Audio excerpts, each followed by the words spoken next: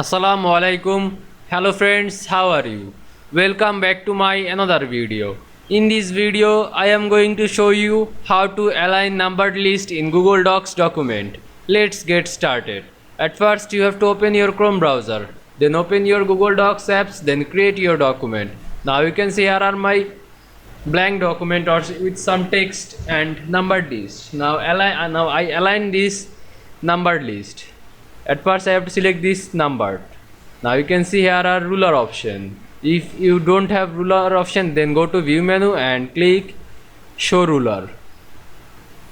Now you can see here are icon on triangle icon, left indent.